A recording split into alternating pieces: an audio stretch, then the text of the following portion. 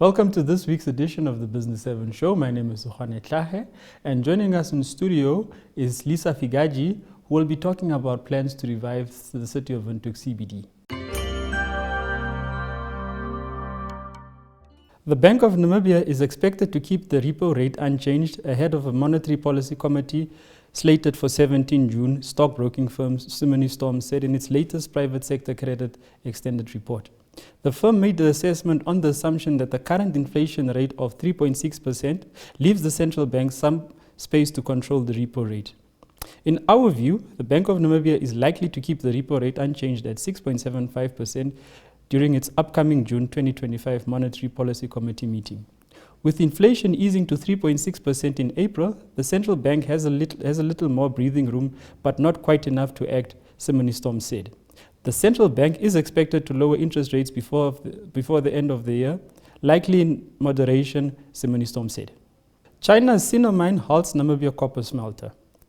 China's Sinomine Resource Group said on Friday last week it has temporarily paused copper smelting operations at its Tsumeb plant in Namibia, citing a shortage of concentrate following a rapid expansion in smelter capacity worldwide. Sinomine acquired the Tsumeb smelter, one of the few facilities in the world that can treat arsenic and lead-bearing copper concentrates from Dundee Precious Metals in 2024. The smelter, with a capacity to process 240,000 metric tons of copper concentrate annually, has previously processed metals from countries such as China, Peru, and Bulgaria. Global copper smelting capacity has expanded rapidly in recent years, outstripping production of the metals whose demand has been boosted by its use in renewable energy technologies, including electric vehicles. Zimbabwe to ban export of lithium concentrates from 2027.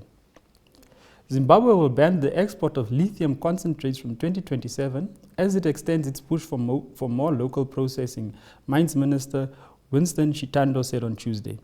Africa's top producer of lithium used in batteries to power renewable energy technologies banned the export of lithium ore in 2022 and has been pushing miners to process more domestically. Lithium miners in Zimbabwe, who are mostly from China, have been exporting concentrates to their home country. Chitando said lithium sulfide plants were currently being developed at two Zimbabwe mines, Bikita Minerals, owned by Sinomine, and Prospect Lithium Zimbabwe, owned by Zhejiang Haiho Cobalt.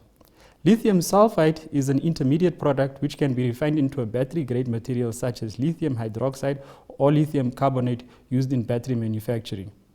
Because of that capacity which is now in the country, the export of all lithium concentrates will be banned from January 2027, Chitando said during a media briefing following a weekly cabinet meeting. In 2023, Zimbabwe gave lithium miners up to March 2024 to submit plans for developing local refineries, but softened its stance after the price of the metal collapsed.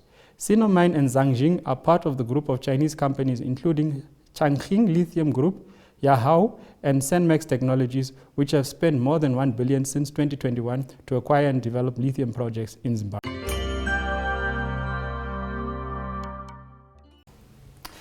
Lisa, what are some of the initiatives or the components entailed in this City of Windhoek's revival plan, and what are the intended outcomes? Well, Khone, I think that's a very, very valid question where we are at the moment. We have in the city a CBD that is extremely important, not only as the capital of the country, but also for the entire nation. And we have a case of investment being lost and feet not coming into the city. And this is as a result of various things. And I think it's important that we just highlight that decentralization is real. And we've seen the growth and the movement of businesses out of the CBD. And this has unfortunately impacted the vitalization, or I should say, the vitality of the CBD, the heart of the country. And we have put together a plan to make sure that feet do not move out of the CBD any longer. And the city has looked strongly at what other countries have done in terms of revitalizing our central business district. And this we've seen in other countries, they call it something called the BIG, business improvement districts, or we also call them special ratings areas. It's a concept that the city has come together, which looks not only at bringing feedback, so the economic and the commercial side of things, but it also helps with the social as well as the environmental impact of what is happening in our CBD at the moment. So we sat together way back in 2014 already and had a look with property owners what was actually happening on the ground and why were they losing market share in terms of feet. And with the loss of feet, you have questions of safety and security, what we call crime and grime moving into the city, and that is what we would like to halt. We would like to see from the city of Windhoek side people coming back into the CBD to live, work and play. And I think this is truly important in welcoming residents back into the CBD and living, working and playing there 24 hours a day. Who are amongst your stakeholders that are involved in this CBD revival plan, and what are the specific roles that they play, and to what extent have they provided assistance to the city of Windhoek? I think from our side, when we first came up with the idea of putting together a committee to look at the challenges facing the CBD, we realized that we couldn't do it alone. It's public and private sector taking hands. The city is very clear also in terms of a strong partnership-based working environment. And when we had the businesses come together, the city actually went so far as to put in a council resolution of creating an interim CBD committee. This committee was made up of main departments within the city, such as the Department of Economic Development Community Services, the Department of Infrastructure, the Department of City Police, or as we know, City Police itself, and also the Department of Urban and Transport Planning. So it's 4 major departments in the city sitting around the table with, as I said, private players, and these include as the initial, and I must stress the initial CBD committee, Brawl, Namibia, Pupkewitz Holdings, as well as Joseph and Sneeman. They were part of the initial CBD committee, they being key property owners in and around the CBD. We also have included in the group the Ministry of Works and Transport from a public sector side, and also SOEs who are major property owners such as Transnamib, Telecom Communications, as well as obviously the business community, and there we thought it important to include the Namibia Chamber of Commerce and Industry as well in the committee itself. And as a group, we were looking at what we can do to support each other, because we all have one interest and one interest alone, is that to ensure that the CBD remains vibrant and alive and a place that people want to be. And then you mentioned the special ratings area. Just talk us through basically what it entails and what it would enable the city of Windhoek to do. Okay. Thank you very much, Ogone. The special ratings area regulation is a regulation that Council also, way back then when we developed the committee, said to our corporate legal advisors, go back and tell us what mechanisms could we put in place to work together with the private sector to help us revitalize the CBD. And this is where we went and we looked at different programs and projects, what people were doing in other parts of the world, and we didn't have to look that far.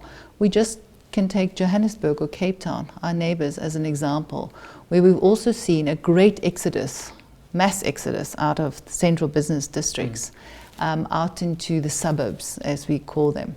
And this is where malls were set up in other parts of the country, other parts of the city, leaving the CBD with a big vacuum of a lot of space, a lot of property, open space with nothing happening inside of it.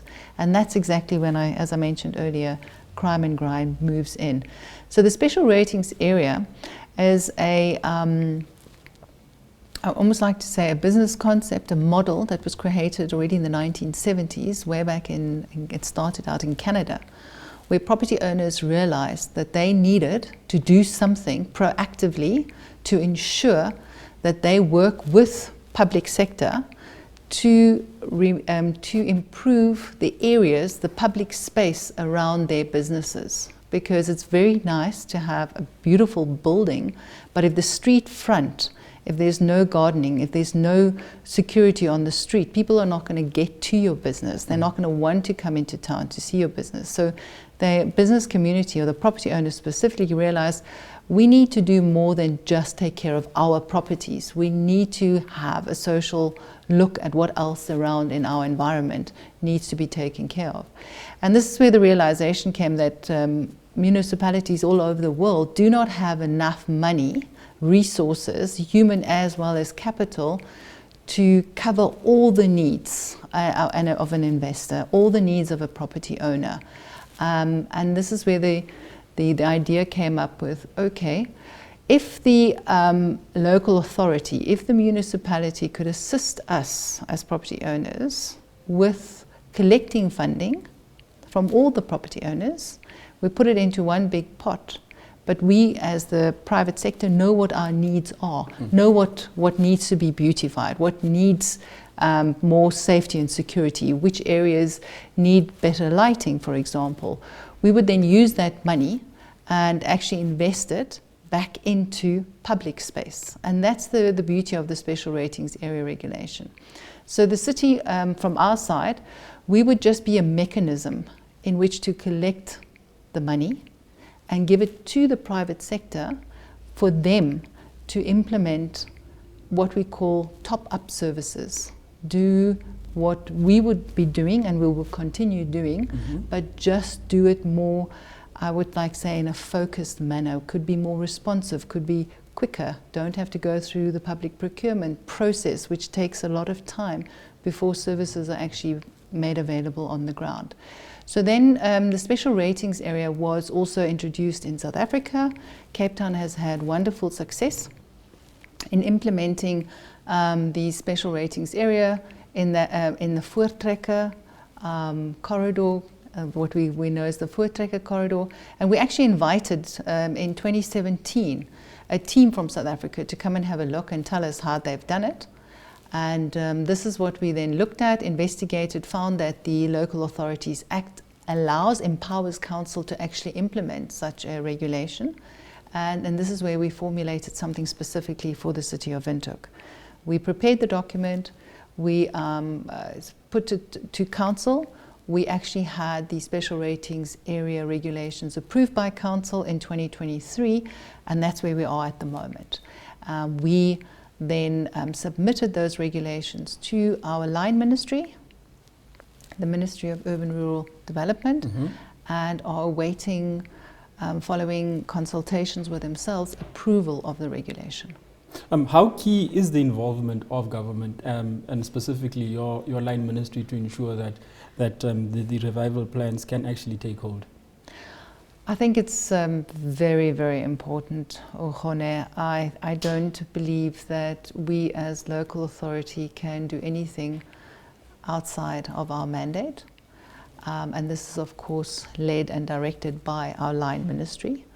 And if the regulation, for whatever reason, is not approved, that strategy, our strategy in terms of the special ratings area being a solution, or one solution to revival of the CBD, will not materialize.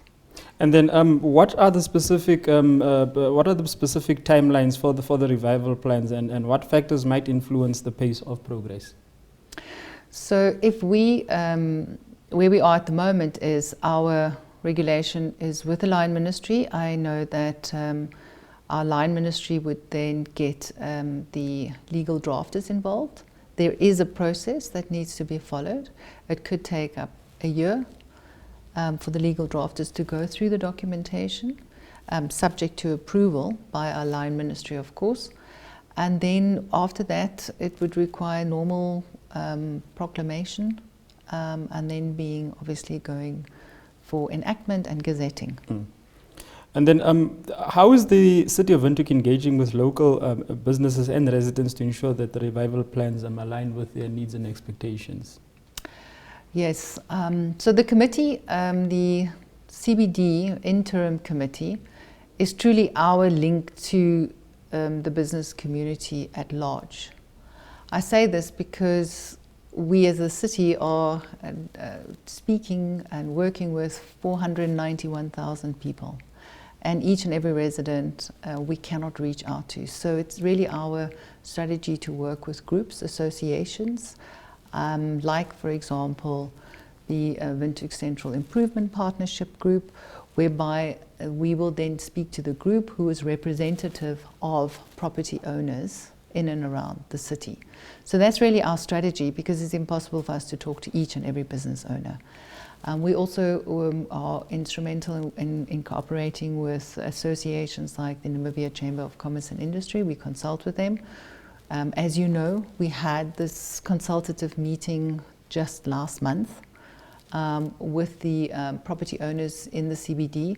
It's that type of initiative where we would then call the businesses together. We have another initiative that's taking place the week after next, which is the Windhoek Mayoral Business Forum. We are also involved in the Business Summit that is coming up in July.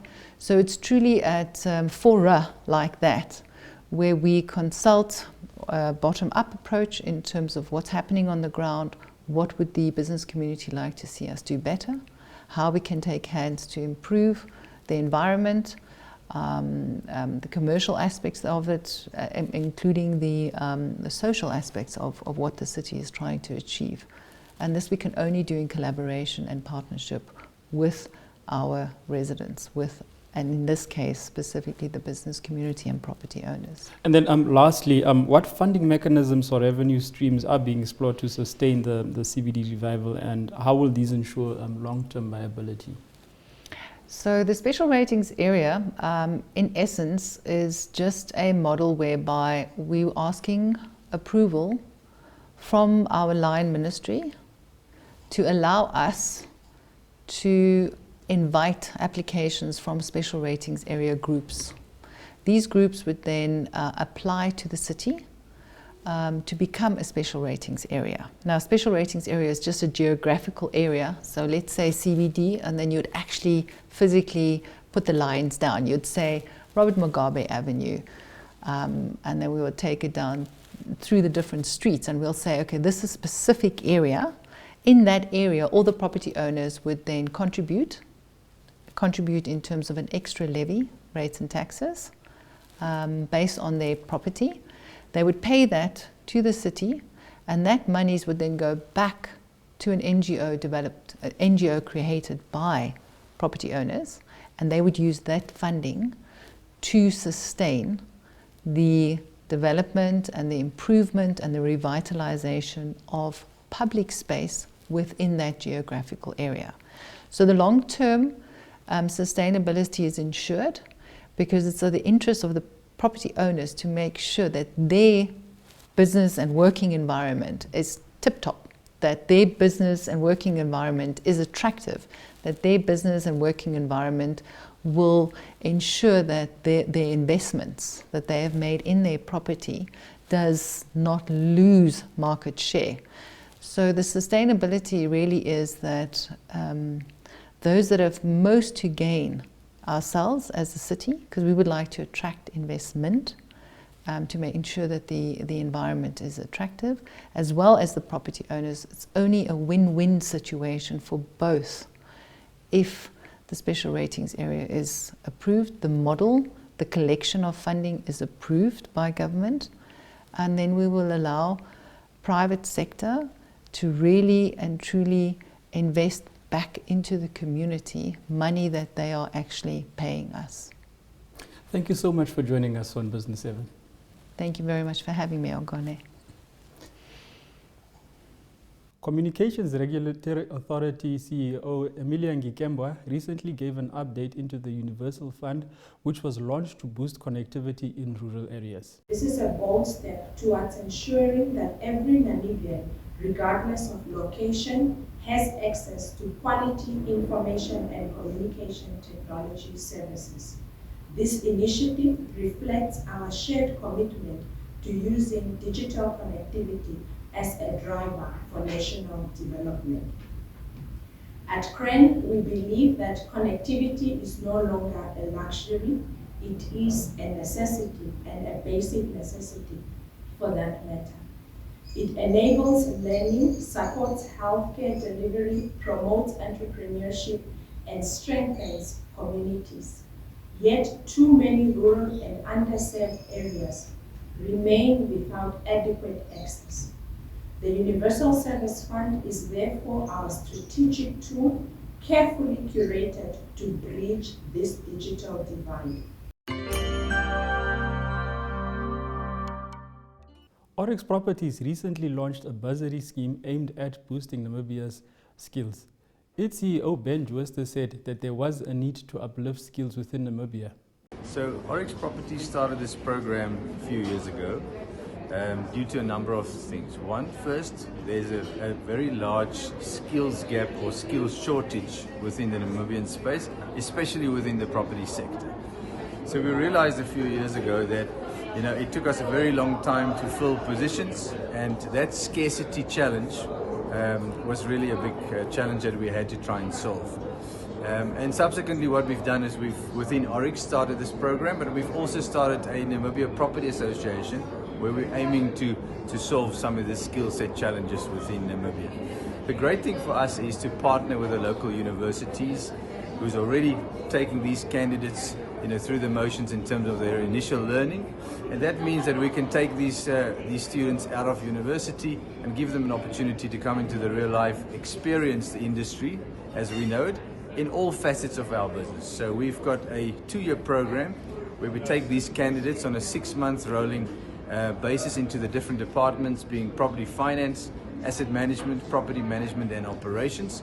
And that really gives them a very broad overview from managing your properties day to day, making investment decisions, how to account in the property industry specific to our industry, and understanding what it means to work within our sector. So we see this as a program that's got a lot of benefits, not just for the employee or the graduate, but also for us as Oryx. MTC recently launched its Dreamers initiative, which is aimed at giving its employees who've got entrepreneurial skills a boost. Its communications officer, Tim Ekanjo, explains the move. That we are doing this for the 3rd time. I think after today's beneficiaries, we would have given out about 80. We would have made 80 dreamers' dreams come true. I think today we had about 30 in the past.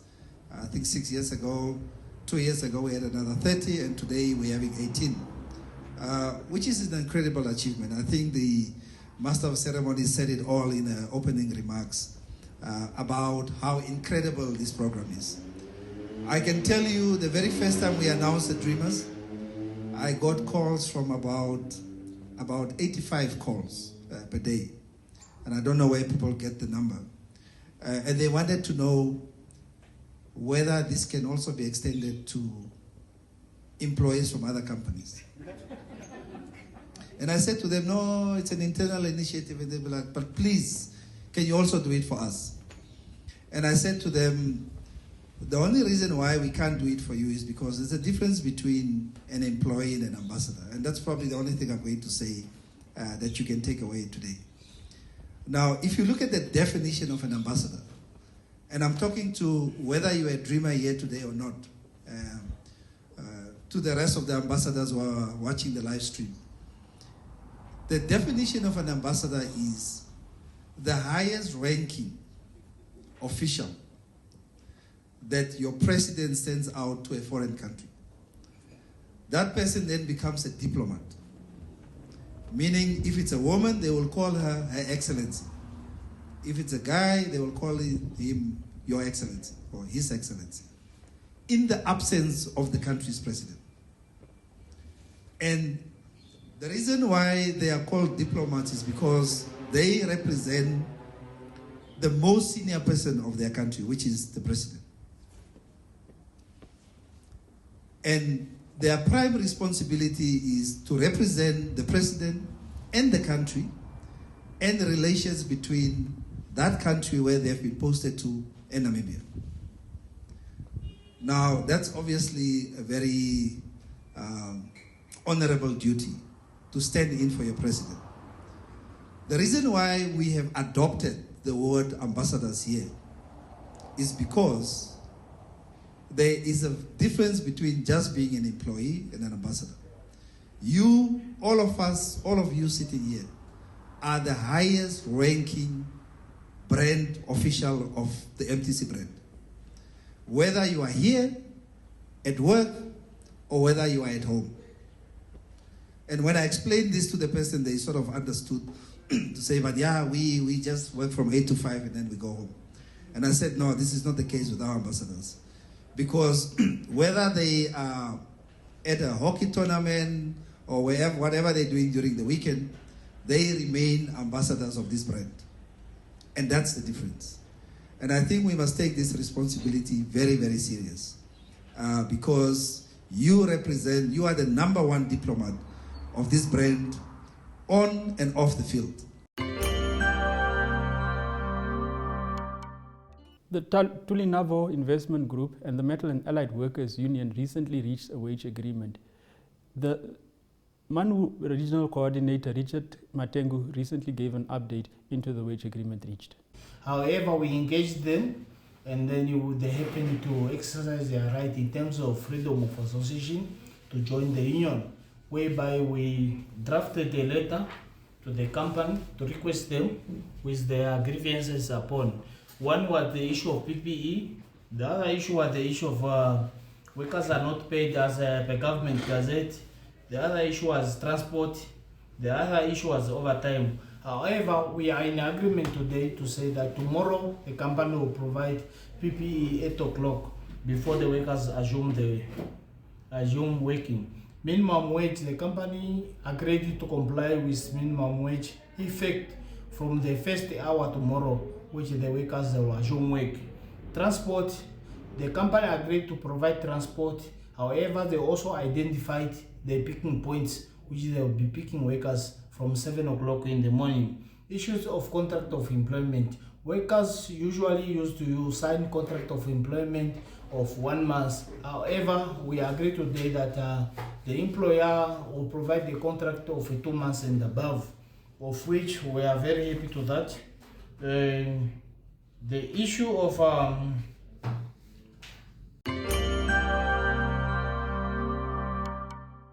Thank you for joining us on this week's edition of Business 7. Hope to catch you again next week. Take care.